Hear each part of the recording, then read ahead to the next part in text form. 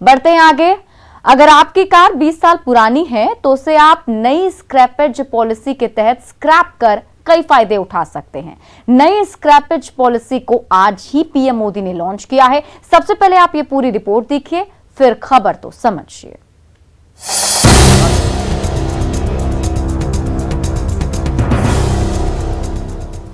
PM Modi ने national automobile scrappage policy launch कर दी।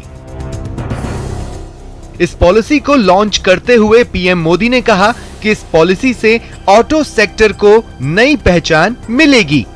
साथियों, नई scrapping policy waste to wealth, कचरे से कंचन के अभियान की सर्कुलर इकोनॉमी की एक अहम कड़ी है।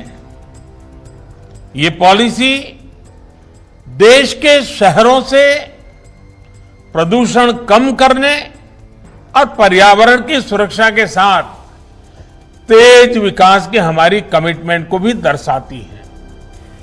पीएम मोदी ने कहा कि नई पॉलिसी का देश के हर सेक्टर पर सकारात्मक असर पड़ेगा और इससे देश में 10,000 करोड़ का नया निवेश भी होगा। रीयूज, रिसाइकल और रिकवरी के सिद्धांत पर चलते हुए ये पॉलिसी ऑटो सेक्टर में, मेटल सेक्टर में देश की आत्मनिर्भरता को भी नई ऊर्जा देगी।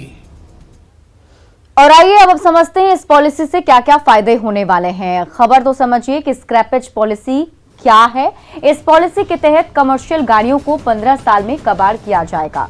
प्राइवेट व्हीकल को 20 साल बाद कबाड़ किया जाएगा। नए नियम के चलते अब गाड़ी की उम्र देखकर ही स्क्रैप नहीं किया जाएगा, बल्कि फिटनेस टेस्ट में अनफिट होने पर भी स्क्रैप किया जा सकेगा। इस पॉलिसी के तहत कार मालिकों को कैश तो मिलेगा ही, सरकार की तरफ से नई कार खरीदने पर सब्सिडी भी मिलेगी। आपके मन में सवाल उठ रहे होंगे कि कैसे पता चलेगा कि कार स्क्रैप लायक है या फिर नहीं। तो इसके लिए कार मालिक को समय समय पर अपनी कार ऑटोमेटेड फिटनेस सेंटर या फिर रजिस्टर्ड व्हीकल स्क्रैपिंग फैसिलिटी पर जाकर चेक करानी होगी। यहाँ पर इंजन, ट्रांसमिशन, बॉडी जैसी चीजों के आधार पर उसका फिटनेस टेस्ट किया जाएगा, जिसके बाद आप ये समझ पाएंगे कि आपकी जो कार है वो स्क्रैपेज पॉलिसी के लायक है या फिर नहीं। टेस्ट के रिजल्ट को देखकर तय किया जाएगा कि गाड़ी को स्क्रैप करना है या फिर नहीं। कार ओनर को जरूरी डॉक्यूमेंट्स जैसे insurance, registration certificate, PAN card, Aadhaar card भी दिखाना होगा। आपकी कार स्क्रैप होने पर आपको कुछ पैसा भी मिलेगा। तो आज ही पीएम मोदी ने इस पॉलिसी को लॉन्च किया है और उन्होंने कहा है कि इस पॉलिसी से बहुत ही ज्यादा फायदा मिलने वाला है। तो चलिए, खबर तो समझिए में अभी के लिए बस इतना ही, लेकिन न्यूज़ 18 बिहार झारखंड पर खबरों का सिलसिला लगातार जारी है।